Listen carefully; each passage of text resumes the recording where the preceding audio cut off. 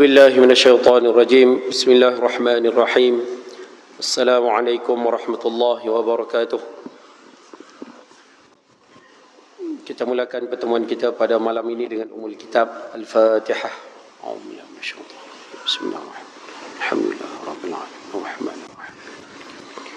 Iyyaka na'budu wa iyyaka nasta'in. Ihdinas siratal mustaqim. Siratal ladzina an'amta 'alaihim.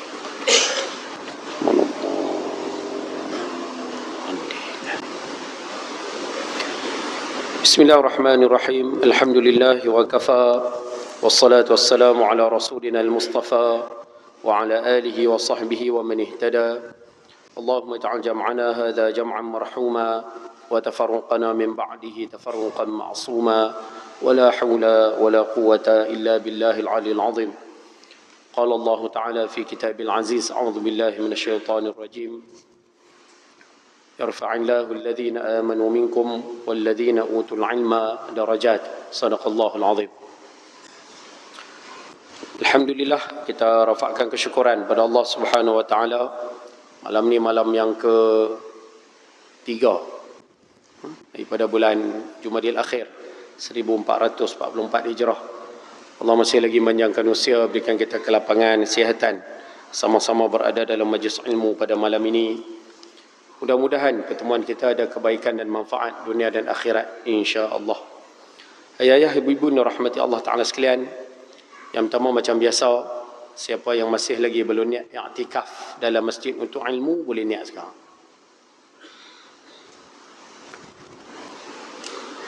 Mudah-mudahan keberadaan kita dikira sebagai satu ibadah di sisinya, insya-Allah. Baik.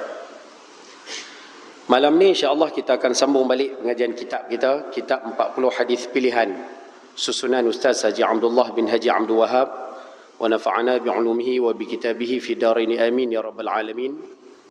Yang mana kitab yang sedang kita kongsikan di Masjid Seberang Jaya ni adalah sebuah kitab yang menghimpunkan 40 hadis Nabi sallallahu alaihi wasallam yang membicarakan tentang ilmu adab ataupun ilmu akhlak, ilmu sikap, kelaku, perangai.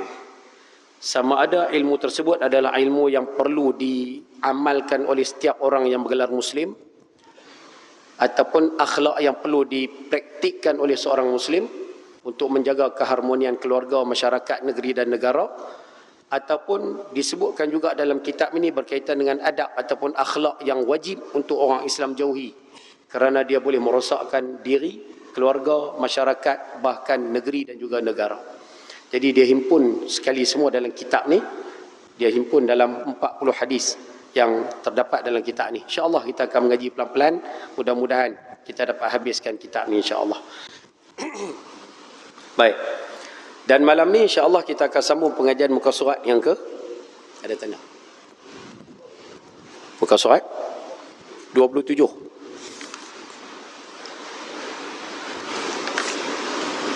Poin nombor 2. Perenggan kedua. Orang mukmin yang kuat tu. Oh, tak habis tajuk tu, no? Baik. Kita masih lagi berada di bawah tajuk yang ke-6, muka surat 26. No? Bagi yang memiliki kitab, muka surat 26 daripada kitab tersebut. Baik. Yang mana kita masih lagi berbicara berkaitan dengan orang mukmin yang kuat di dalam Islam. Siapakah orang beriman yang kuat di dalam Islam? Masih lagi di bawah perbincangan hadis tersebut. Kita tengok dulu hadisnya, kita akan sambung poin yang seterusnya ataupun perenggan yang kedua tu. Hadisnya berbunyi, An Abi Hurairah radhiyallahu ta'ala anhu qala, qala Rasulullah sallallahu alaihi wasallam, al-mu'minul qawiyyu khairun wa ahabbu ila Allah minal mu'minid dha'if wa fi kullin khairun. Ihris ala ma yanfa'uk wasta'in billah wa la ta'jiz wa in asabaka shay'un fala taqul law anni fa'altu kadha kana kadha wa kadha walakin qul qaddara Allah wa ma syaa Allah fa'ala fa inna law taftahu 'amal asy-syaitan. Akhrajahu al-Muslim. Daripada Abi Hurairah radhiyallahu taala anhu katanya, Rasulullah sallallahu alaihi wasallam bersabda, orang mukmin yang kuat adalah lebih baik dan dikasihi Allah daripada orang mukmin yang lemah. Bagaimanapun, kesemuanya mempunyai kebaikan masing-masing. Carilah perkara yang memberi faedah dan mintalah pertolongan Allah, dan janganlah merasa lemah. Sekiranya suatu bencana menimpa diri kamu, maka janganlah kamu berkata, kalau saya buat begini, nescaya tak terjadi begini. Tetapi hendaklah kamu berkata, takdir Allah, apa yang dikehendaki Allah, terjadilah. Sesungguhnya perkataan kalau itu membuka pintu perbuatan syaitan. Dikeluarkan oleh Al-Imam Muslim. Baik, ayah-ayah, ibu-ibu rahmati Allah Ta'ala sekalian, hadis yang kita bincang pada malam ni adalah hadis yang kita sambung pada bulan lepas, yang mana Nabi SAW menyebutkan kepada kita tentang beberapa sifat yang perlu ada pada setiap orang Islam. Dan orang Islam yang ada sifat ni, ada perangai ni, ada kelaku ni, ini tanda dia orang Islam yang kuat iman dia. Orang Islam yang ada perangai ni, ini adalah orang Islam yang iman dia kuat, keyakinan dia kuat. Dan kita sebagai orang Islam, orang yang mengaji malam ni, perlu berusaha menuju ke arah orang Islam yang iman dia kuat. Semua kena berusaha ke arah tu. Jadi Nabi SAW bersabda, Al-mu'minul qawiyyu. Nabi kata orang mukmin yang kuat iman. Banyak orang terjemah hadis ni kuat tubuh badan. Dia bukan kuat tubuh badan lah, dia kuat iman. Orang mukmin yang keyakinan dia kuat, lebih Allah kasih, lebih Allah sayang daripada orang beriman yang iman dia lemah. Maknanya orang beriman yang iman dia kuat, Allah Ta'ala lebih sayang daripada orang mukmin, orang Islam yang iman dia lemah. Bagaimanapun kata Nabi SAW, wa fi kullin khairun, bagaimanapun yang iman kuat ke, yang iman lemah, dua-dua ada kebaikan. Dua-dua ada kebaikan. Jadi Nabi sebut, ihris ala ma yanfa'u. Jadi dalam kehidupan manusia, kehidupan orang beriman ni, nombor satu sekali, buatlah perkara-perkara yang menguntungkan, yang saya dah bagi 4 hari tu. Menguntungkan dunia kamu, menguntungkan akhirat kamu, menguntungkan hidup kamu, menguntungkan agama kamu. Buatlah perkara-perkara yang menguntungkan 4 benda ni. Wasta'in billah. Pada masa kamu buat 4 perkara ni, nak cari keuntungan 4 perkara ni, mintalah tolong pada Allah. Mintalah bantuan pada Allah. Wala ta'jiz. Nabi kata jangan putus asa, jangan putus harap, jangan kecewa.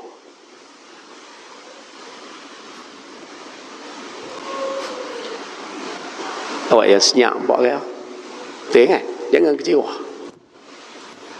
Habis tu Ustaz, kami dah berusaha, kami dah minta pada Allah, kami tak kecewa, tapi apa yang kami harap tak dapat, apa yang kami minta tak dapat, apa yang kami mau tak dapat. Nabi sebut, wa in asabaka syai'un, kalaulah kamu ditimpa satu-satu perkara, tak kiralah apa benda pun dalam kehidupan kamu, perkara yang kamu tak suka, fala taqul law anni fa'altu kadza kana kadza wa kadza. Nabi kata apabila kamu ditimpa satu musibah, jangan duk cakap, kalau aku tak buat macam ni tak jadi macam ni. Kalau aku buat macam ni tak jadi musibah macam ni. Kalau hari tu aku buat kot lain tak jadi masalah macam ni. Kalau hari tu aku fikir macam ni, aku buat macam ni tak jadi musibah macam ni. Nabi kata jangan duk cakap kalau-kalau bagi benda yang dah berlaku ni. Bahasa kampung kita ni, jangan duk tikai perkara yang dah berlaku ni. Benda dah jadi. Habis tu nak kata apa Ustaz? Walakin qul qaddarallah. Tapi cukup dengan sekadar kamu sebut, tak apalah buat macam mana, ni ketentuan Tuhan. Tak apalah, redalah, ni habuan Tuhan untuk aku. Redalah, ni semua takdir Tuhan. Tuhan dah takdir, dah tetap macam ni. Cukup dekat tu ya. Masya Allahu fa'ala. Lagi baik sebut, apa yang Allah Ta'ala nak, yang itulah yang berlaku. Ni semua ketentuan Allah. Dia nak jadi macam ni, macam inilah jadi. Dia nak jadi macam tu, macam itulah jadi. Cukup dekat tu ya. Apa saja musibah yang kena pada kita, itu aja yang patut keluar daripada mulut kita sebagai tanda kita redha, sebagai tanda iman kita kuat, kepercayaan kita pada Tuhan tu kuat. Kita sebut mudah macam ni lah noh. Kita waktu sekarang semua cakap redha, semua redha. Tapi minta maaf noh, saya tak dah nak study sikit bab ni. Ada 4 ketika. Nak tahu kita ni redha tak redha, 4 ketika. Tapi saya tak ingat part-part tu yang sorry tu. Tak ada nak study. Setakat yang saya ingat, waktu kita miskin. Miskin baru tahu, redha tak redha. Nak boleh terima tak boleh terima, waktu kita miskin, satu. Yang kedua, waktu kita susah. Dua.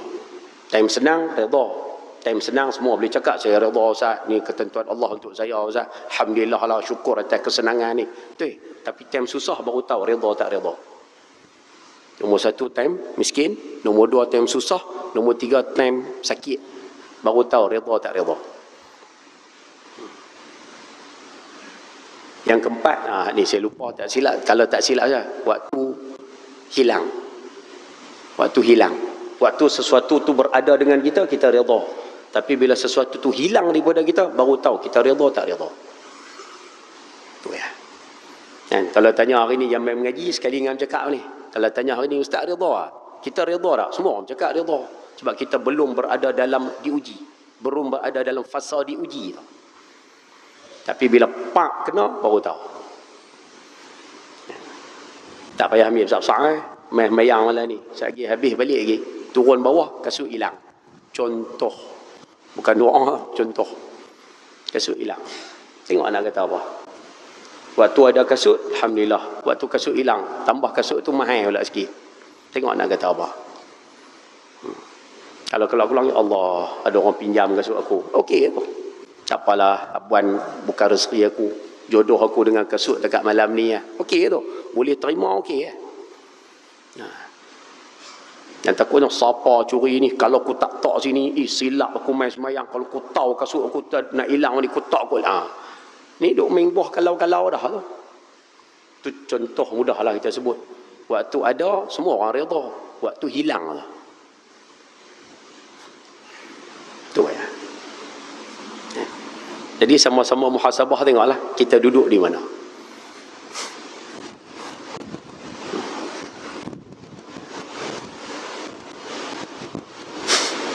Awak yang senyap je malam ni. Kau susah hati pasal ayam ke apa kan? Kan? Tak apalah. Kan? Baik, sambung. Boleh no? Boleh nampak no? Sebab apa tidak boleh bermain dengan perkataan kalau banyak-banyak kan Ustaz? Kenapa bagi benda yang dah berlaku kita tak boleh duk kalau ni? Kerana baginda mengatakan kalau ni dia membuka pintu perbuatan syaitan. Dengan maksud dia membuka pintu seseorang ini mempertikaikan takdir Tuhan. Banyak dia cakap kalau ni, dia seolah-olah tahu takdir yang akan berlaku. Dia seolah-olah tak setuju, tak puas hati dengan ketentuan Tuhan pada dia. Lepas tu dia duk main buah kalau tu banyak kan. Itu penting bagi yang hadir pada malam ni, kalau boleh ambil hadis ini secara sutuh pun okey lah. Sutuh ni maksudnya baca macam tu, faham macam tu, cukup lah. Kita tak perlu ta'ammuk dalam-dalam hadis ini, kita ambil yang basic pun cukup. Orang yang Allah Ta'ala kasih, orang yang iman dia kuat. Macam mana nak jadikan iman seorang manusia ni kuat Ustaz? Buat benda-benda yang menguntungkan 4 perkara tadi. Dunia, akhirat, hidup, agama. Agama nombor 1 lah. Kemudian, minta kepada Allah Ta'ala. Hak tu jangan lupa.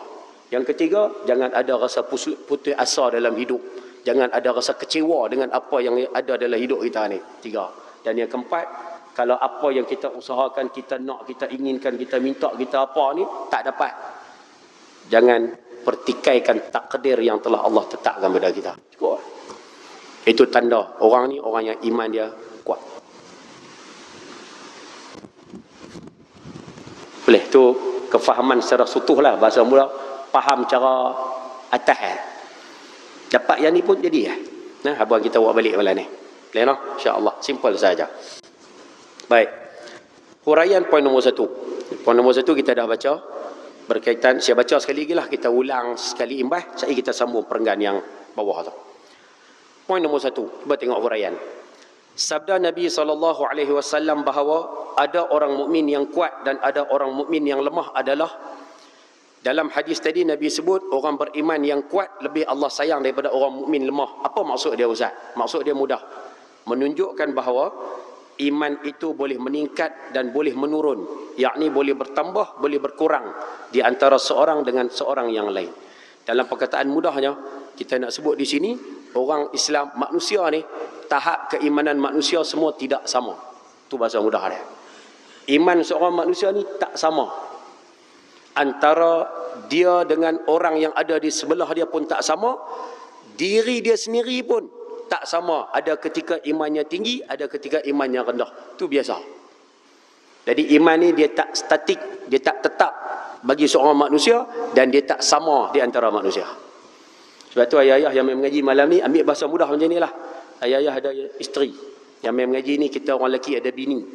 Kita faham agama, kita reti sikit hukum hakam, halal haram. Jangan sangka bini kita pun faham macam mana kita faham. Belum tentu. Faham tak tu lo? Kita hari ni ustaz, tok guru ataupun saya ni pegawai masjid ustaz. Saya ada anak 5. Belum tentu anak 5 tu faham macam mana kita faham. Belum tentu. Kita duduk dalam masyarakat, kita rasa ustaz, masyarakat ni faham macam kita ustaz. Belum tentu masyarakat faham macam kita. Belum tentu. Boleh jadi kita lebih faham daripada mereka ataupun boleh jadi mereka lebih faham daripada kita. Itu biasa. Sebab kepahaman manusia ni tak sama. Kepercayaan manusia tu tak sama. Dia bukan susah. Tak silap saya lah. Imam Ghazali sebut. Imam Ghazali kata nak nilai iman kita ni salah satu cara paling mudah kali sedekah. Itu cara paling mudah nak ukur kita punya level tu terang mana.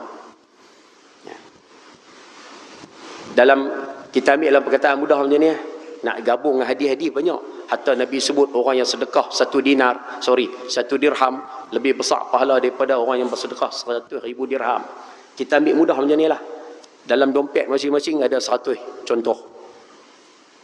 Berapa ringgit kita sanggup buh dalam tabung. Ni contoh mudah kita ambil. Setiap orang cuba bayang, semua ada 100 ringgit sama. Berapa kita sanggup bulan tabung? Daripada situ pun cukup. Ada orang buh RM1. Ada orang dia kemas, dia buh RM5. Ada orang yang kemas lagi, dia boleh buh 20. Ada hak iman lagi kuat. Tak apa Ustaz, saya buh 50. Ada hak lebih hebat, dia tarik 100 dia buh. Semua jumlah duit sama. Tapi kenapa beza dari sudut sedekah tu? Dia apa mudah dia? Tahap iman. Tu ya. Sebab tu Imam Ghazali pesan, nak tengok kadar iman kita, cek infak kita tu macam mana. Itu ya. Kalau nak senang kira dalam bentuk peratus lah. Kira persen.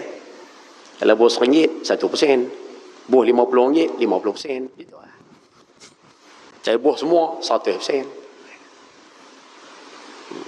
Itu muhasabah kita kat situ lah.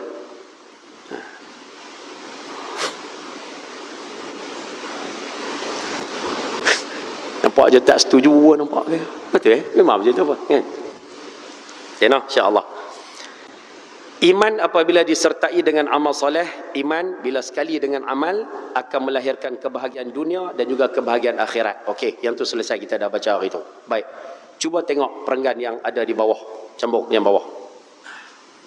Kata pengarang kitab, orang mukmin yang kuat, siapa yang ada kitab, atas perkataan kuat tu tulis situ iman.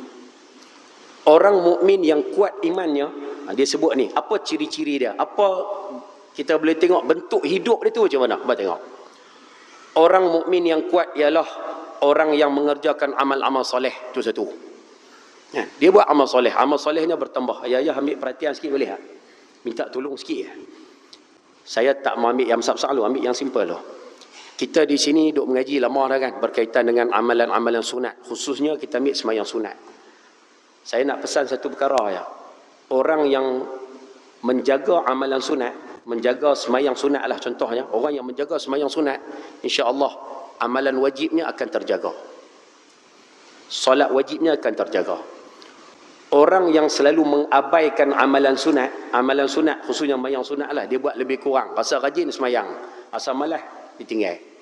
Orang yang suka mengabaikan amalan sunat, kita akan melihat lama kelamaan dia akan mula longgar dengan amalan wajib dia. Sebab tu nak minta tolong kalau boleh yang mengaji malam ni, amalan sunat, khususnya sembahyang sunat, jangan buat lebih kurang lah. Malas tak sembahyang lah. Malas tak payah sembahyang lah. Biar sunat je. Jangan ada dalam diri kita perangai macam tu. Orang yang ada perangai macam tu, lama kelamaan tengok sembahyang fardu pun dia akan mula, tak apa, Zuhur 3.30 lagi, pukul 4 dia sembahyang lagi. Dia akan main perangai tu. Maghrib pukul 8, tak apa, pukul 8 boleh lagi. Punca dia apa? Sebab amalan sunat dia buat lebih kurang. Dia akan bawa kepada amalan wajib pun dia buat halal balai.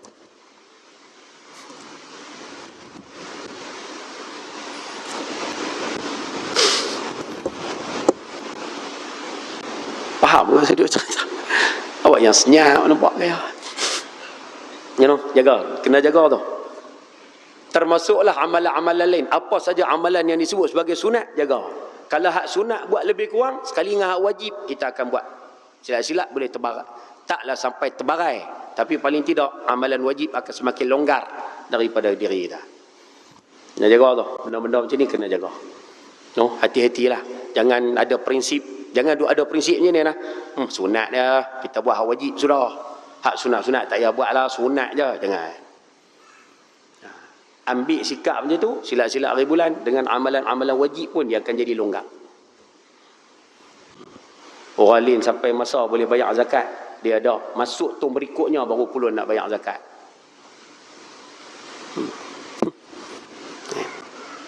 Dia akan jadi macam tu lah. Dengan ibu bapa, pasal mudah, dia dengan orang tua, dengan orang-orang biasa, yang sunat, dia perlu hormat orang tu yang lebih tua, dia tak hormat. Nanti sampai itu tahap dengan mak ayah sendiri pun dia takkan hormat. Sebab amalan sunat dia tak jaga, dia akan bagi efek pada amalan wajib dia. Kena jaga tu, bab-bab je tu kena jaga sikit. Nah, lepas tu jangan ambil enteng, langkah masjid ke kiri kanan, langkah ke kiri kanan. Jangan ambil belasah kanan kiri, belasah ikut dan. Jangan. Jaga amalan sunat, insya-Allah Allah Taala akan jaga diri kita dalam melakukan amalan-amalan yang wajib ni. No, insya-Allah. Itu tanda orang yang iman dia kuat.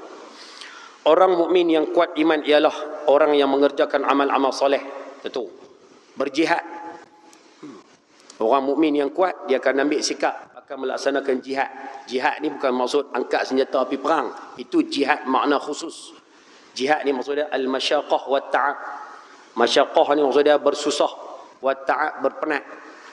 Bila sebut kata jihad, jihad ni maksudnya masyaqqah. Kita hidup ni, kita bersusah untuk tegakkan agama Tuhan. Itu panggil jihad. Kita penat dalam melaksanakan tugas nak tegak agama Tuhan. Itu panggil jihad.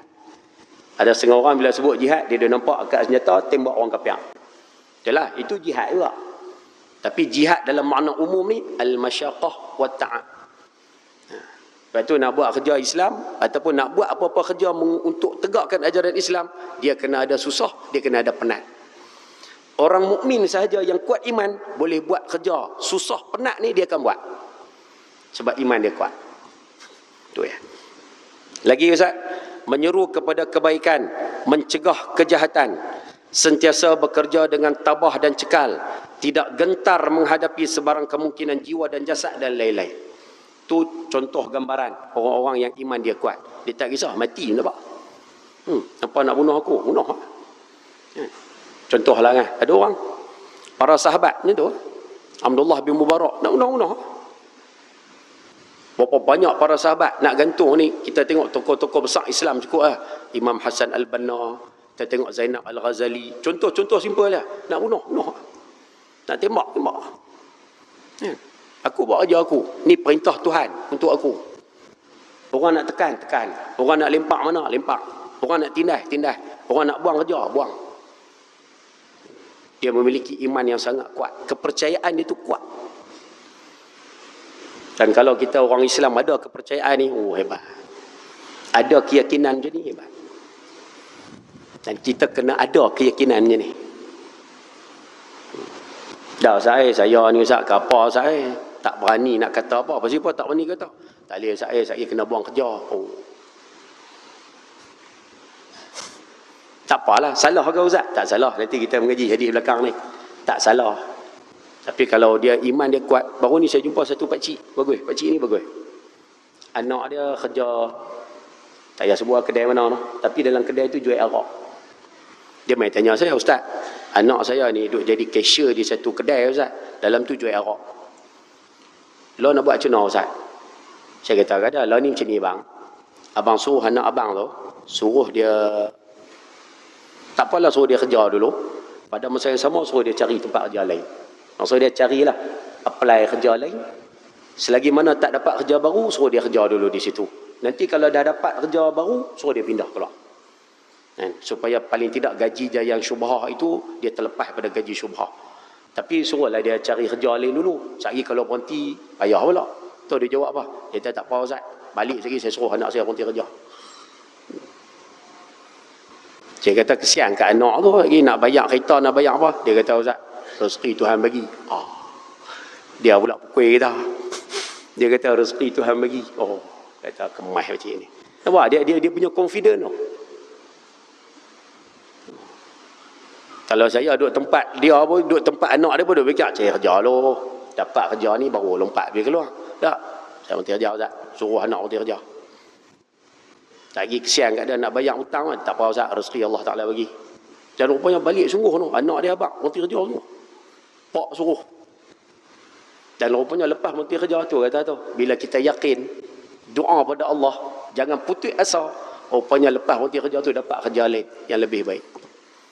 Gaji pun besar, terlepas daripada syubhah. Dia mau confident tu ya.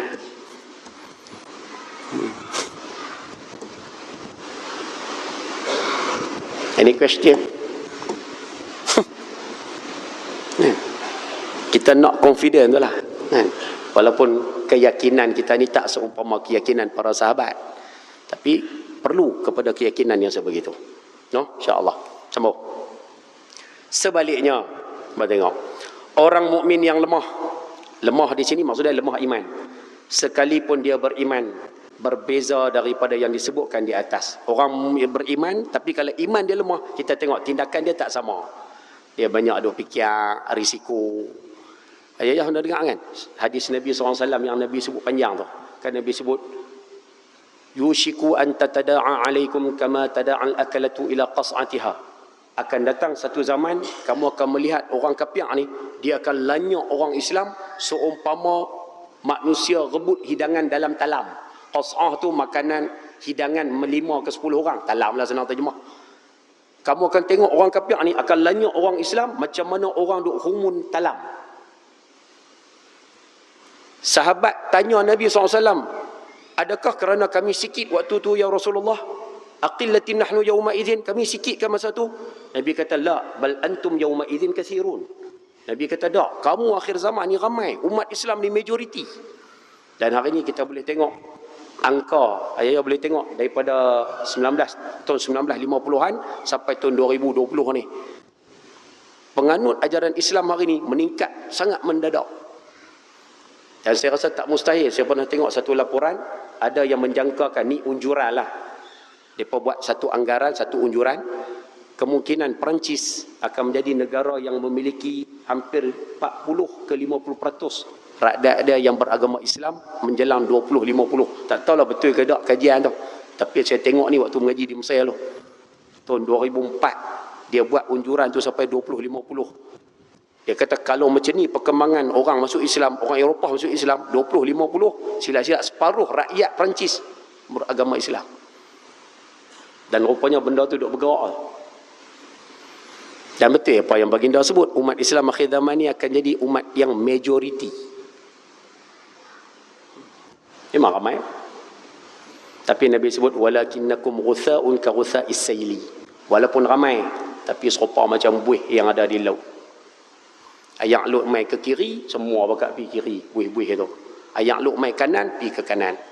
Ayak luk tak mai, duduk senyap di tengah tu. Ayak luk mai kuat atas, habis pecah belakang. Maksud dia, tak ada kekuatan.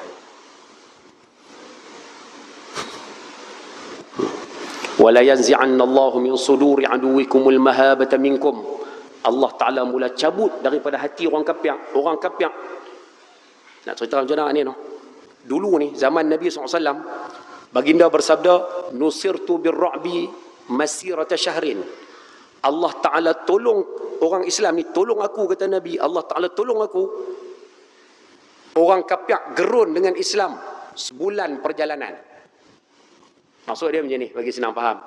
Nabi SAW di Madinah, Rom, Parsi. Rom, Parsi nak pergi Madinah tu sebulan perjalanan. Tapi orang Rom duduklah istana Kisra dia tu. Kalau mesyuarat, Kita serang Muhammad kot di Madinah. Jom kita serang orang Islam di Madinah.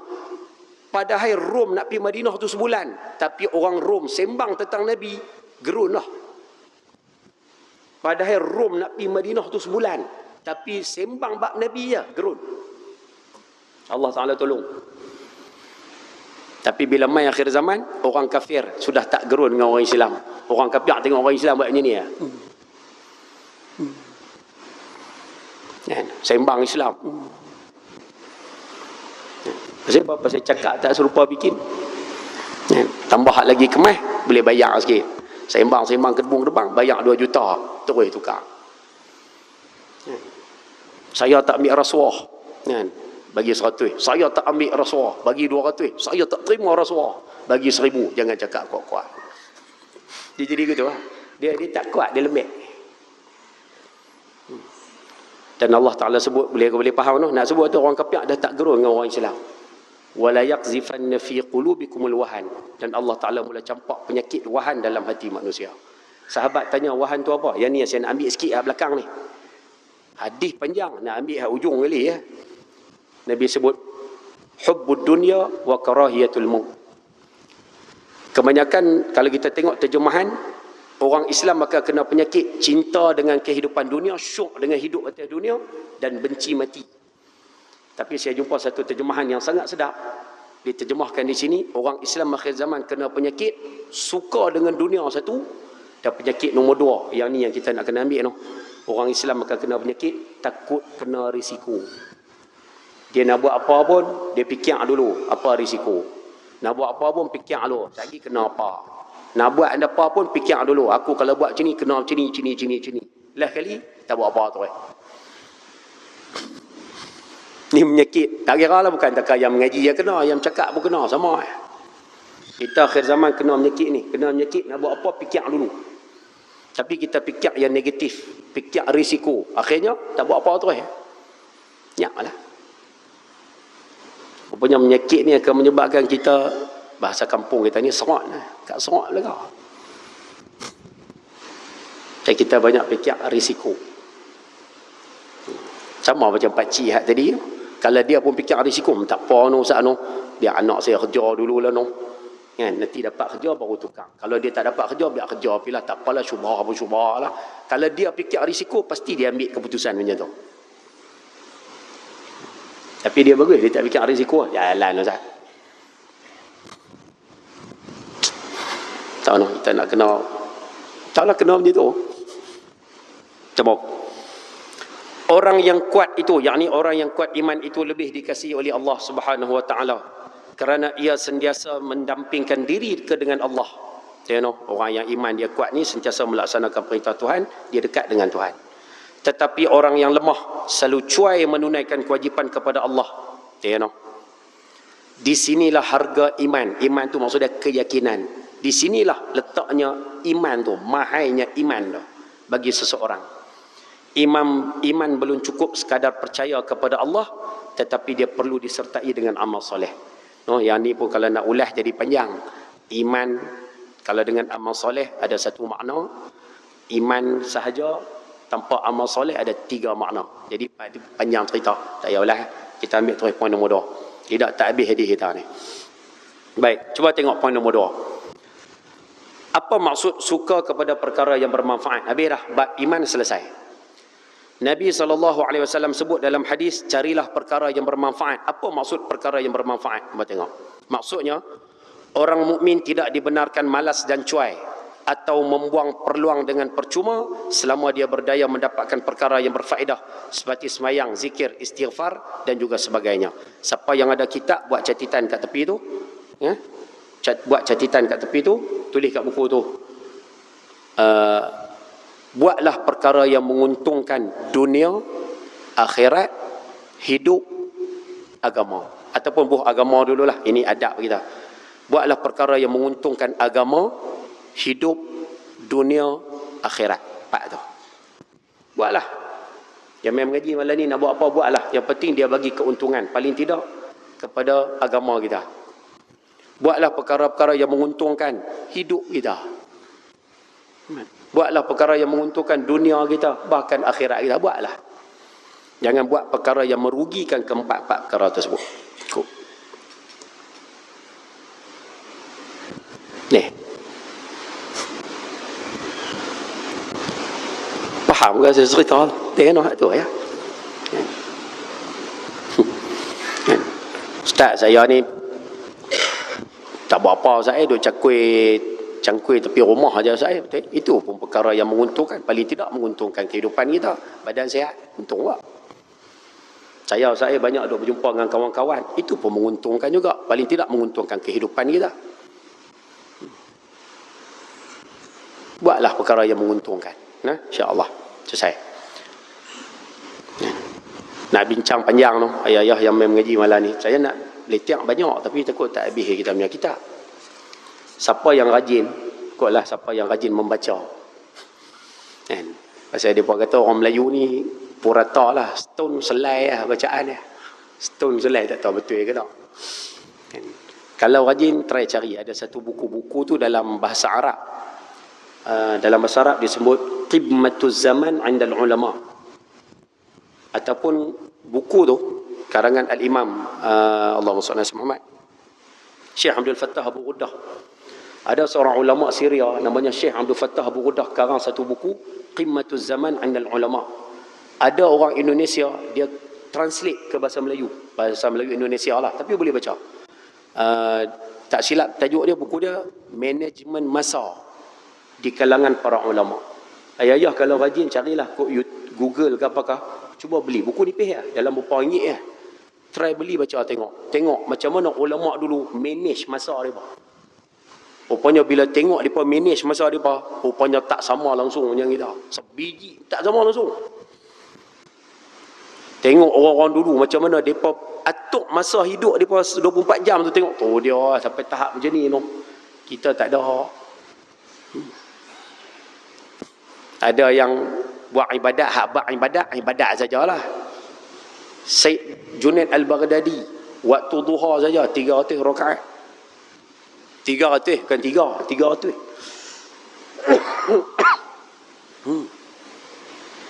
Itu kalau semayang. Ada yang puasa dia habiskan banyak. Abdullah bin Mubarak lagi kemah. Hidup dia kira setahun. Dia kira hidup dia tu, dia bahagi tahun tu pada 3. Lepas tu dia akan repeat balik. Tahun yang pertama dia akan duduk di Mekah. Duduk di Mekah setahun. Waktu haji buat haji, lain pada haji buat umrah. Setahun duduk di Mekah. Bila cukup setahun, tahun kedua dia kira mencari ilmu. Pusing mana dunia yang ada, pergi mengaji setahun. Kira tumpu masa mengaji ya. Bila mai tahun yang ketiga, berjuang. Mana tempat ada perang semua dia turun. Setahun tu kira perang ya. Mai tahun keempat dia repeat balik duduk di Mekah setahun. Hidup dia macam tu ya. Kita tengok, mereka susun masa sampai tahap macam tu. Yo. Masa yang mereka ada tu, mereka guna secara penuh. Tak pun nampak gaya kena kot. No. Ya. Taklah ni. Saya dapat petua ni daripada cerita ni tak habis. Al-Fadhil Ustaz Zakaria Haji Ahmad. Kan, dulu beliau pernah datang ke pusat zakat. Tak tahulah dia sebut, saya pun ingat-ingat lupa gitu lah. Tak kalau saya lupa minta maaf tu. Dia buat contoh. Dia kata cuba tengok perbezaan antara bangsa-bangsa ni. Dia kata tak payah ambil besar, dia ambil 3 sudah. Dia kata cuba tengok orang putih. Orang putih dia kata kalau duduk seorang-seorang dia suka baca. Tak tahulah, dia kata saya quote balik ya. Duduk seorang-seorang baca. Dia kata kalau duduk 2 mereka suka main don teruk. Nah, main tu lah dongkat tu. Kalau 3 mereka suka bincang apa yang mereka baca. Ni dia sebut dulu nah. Saya quote balik ya. Dia kata tak tahu tu, dia kata budaya. Dia kata orang Cina. Dia kata duduk seorang-seorang buat apa? Dululah ni orang Cina dulu. Dia kata kalau orang Cina dulu-dulu duduk seorang-seorang isap candu. Seorang-seorang kru isap candu. Kalau 2 mi majung. Kan? Kalau duduk 3 dia kira menyimbang nak menega. Orang India dia kata, orang India saya tak ingat dia kata apa. Cuma yang saya ingat orang India dia kata kalau duduk 3 orang ke atas, dia kata depa ni kira pakat bikin union lawan tokek. Tu saya ingat betul ke tak tahulah. Kan? Tapi yang menarik dia kata orang Melayu. Dia kata orang Melayu menarik. Dan saya rasa ayah-ayah, ibu-ibu yang main mengaji pun boleh bantu saya. Jawapan saya rasa sama. Dia kata orang Melayu buat tengok. Kalau duduk seorang-seorang buat apa? Orang Melayu kita dia kalau duduk seorang-seorang dia buat apa? Lenong. Duduk seorang lenong. Anak pergi sekolah, cucu pergi sekolah, bini pun tak buat apa, tarik bantai lenong. Duduk seorang dia kata banyak lenong. Tak tahulah, saya pun duduk rasa macam betul. Saya pun macam tu lah. Duduk seorang lenong. Ni kebiasaannya lah, bukan semua kebiasaan. Tapi kalau duduk dua orang buat apa? Duduk seorang lenong, duduk-duduk ngetah. Dua ngetah. Tapi kalau duduk tiga pula, seorang lena, dua mengata. Tapi kalau tiga ke atas, dikira nak makan. Tengok duduk petang duduk 3-4 orang. Kena ayak teh apa, roti apa, dia kira nak makan. 3 ke atas makan.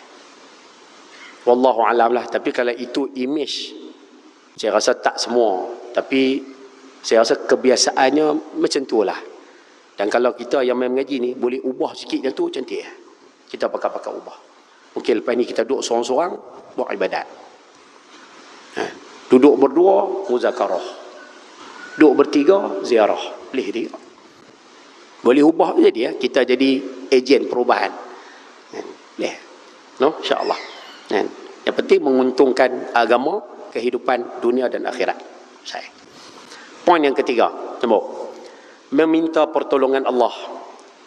Ini perkara ketiga yang perlu ada pada setiap orang Islam, orang yang kuat iman, dalam melakukan kerja-kerja yang diperintahkan Allah, jangan lupa minta pertolongan Allah.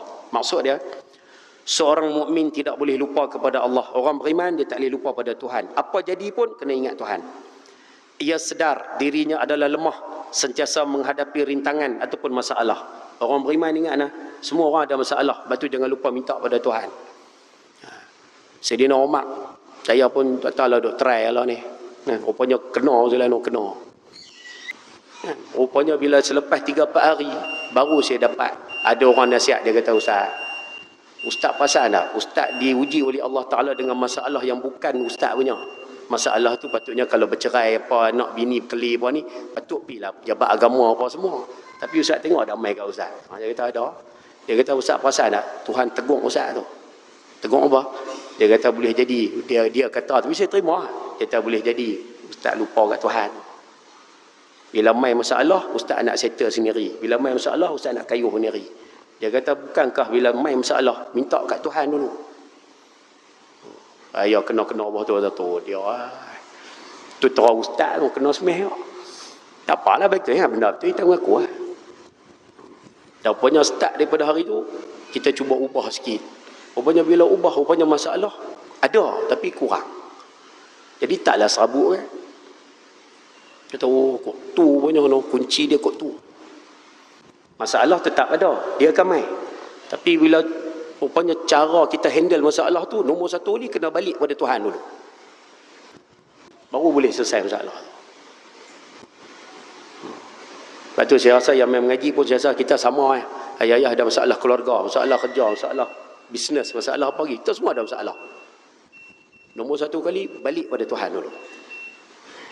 Lepas tu insya-Allah masalah tu Tuhan akan selesaikan. Yang tu kunci dia.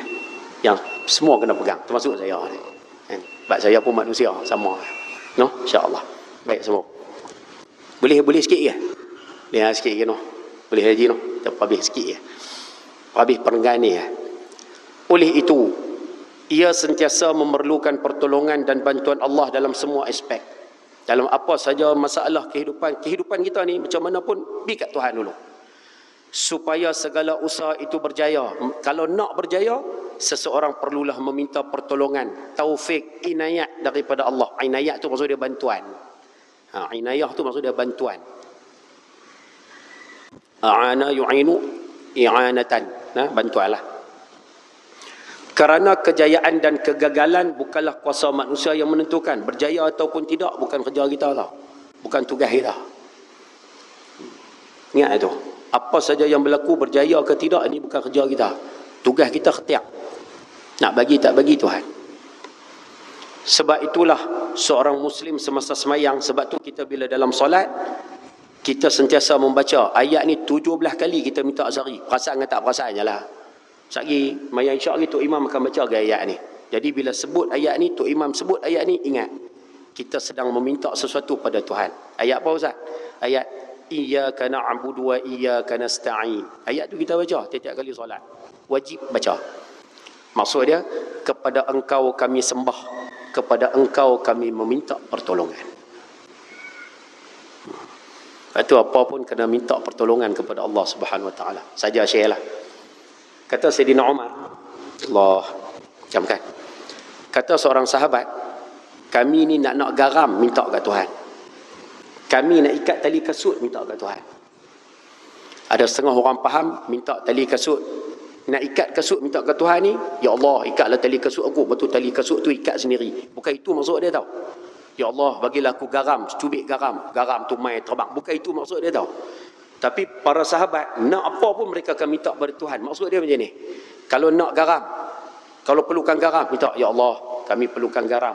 Mudah-mudahan dengan garam ini akan menjadikan kami ini makan makanan lebih berkhasiat, kami lebih berselera, jadi kekuatan untuk kami taat perintahmu. Itu maksud doa. Nak garam. Bila nak ikat kasut, sambil ikat kasut tu, kita tak doa benda ni. Sambil nak ikat kasut, ya Allah ni aku ikat kasut ni, kau bagilah aku pahala pakai kasut ni. Kau janganlah bagi aku buat dosa dengan bila pakai kasut ni. Kau bagilah aku melangkah kaki ke tempat yang baik ya. Kau janganlah bagi aku melangkah ke tempat-tempat yang berdosa ya Allah. Itu maksud doa. Nak ikat kasut pun doa. Minta pada Tuhan. Yang ni kita tak doa. Nak kena start bagi ada apa ni. Ayah selalu baju main semayang. Patut doa. Tak ada apa doa. Ya Allah bagilah aku pakai baju ni. Aku jadi orang yang soleh. Jadi orang baik. Cari nak keluar pergi makan ni kedai. Ya Allah bagilah aku makan ni. Bagi aku tenaga. Rajin buat ibadat. Punya kena ada doa tu.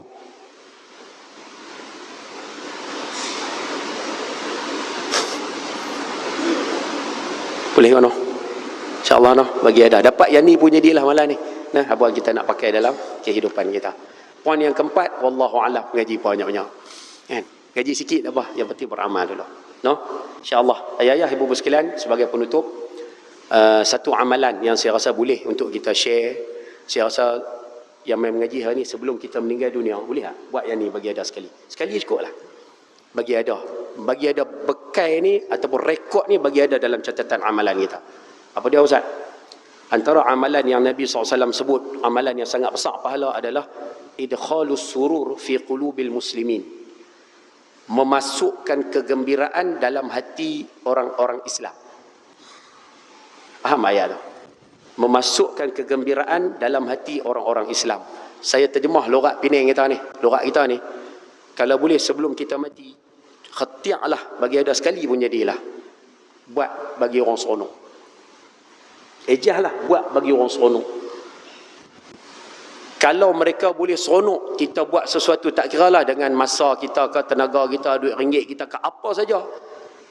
Bila kita bantu dia, kita gembirakan dia, dia sampai boleh meleleh air mata. Oh tu kira hebat lah. Ayah-ayah, ibu-ibu kalau boleh buat macam tu, hebat lah. Ustaz, kami tak buat apa Ustaz. Kami tolong dia Ustaz. Bantuan yang kami bagi tu, dia dapat Ustaz. Meleleh air mata dia Ustaz. Allah. Boleh yang tu kira kemas bekalan tu cukup besar tu. Ni tambah sahabat-sahabat kita Kelantan, Terengganu kan. Ada banjir. Ada kawan-kawan kita pi. Kita pi bantu. Kadang-kadang pi cuci rumah dia. Kawan-kawan kita pi. Dia tengok orang main cuci rumah dia. Meleleh air mata. Allah. Tu kira seronok kegembiraan tu masuk dalam hati dia tu. Boleh buat macam tu kira bekal cukup besar. Kalau boleh, khatiak bagi ada. Khatiak bagi ada. Sebelum kita mati. Ni bekal besar. Boleh no? InsyaAllah no? Mudah-mudahan perkongsian itu ada kebaikan dan manfaat untuk kita bersama. No? Isu ayam, isu apa nanti saya ulas dalam tempat lain lah. No? Jadi saya rasa cukup sekadar itu. Sekian billahi taufiq wal hidayah. Assalamualaikum warahmatullahi wabarakatuh. بسم الله الرحمن الرحيم الحمد لله رب العالمين والصلاة والسلام على أشرف الأنبياء والمرسلين وعلى آله وصحبه أجمعين اللهم ربنا آتنا في الدنيا حسنة وفي الآخرة حسنة وقنا عذاب النار صلى الله على سيدنا محمد وعلى آله وصحبه وسلم والحمد لله رب العالمين Taqabbalallahu minkum.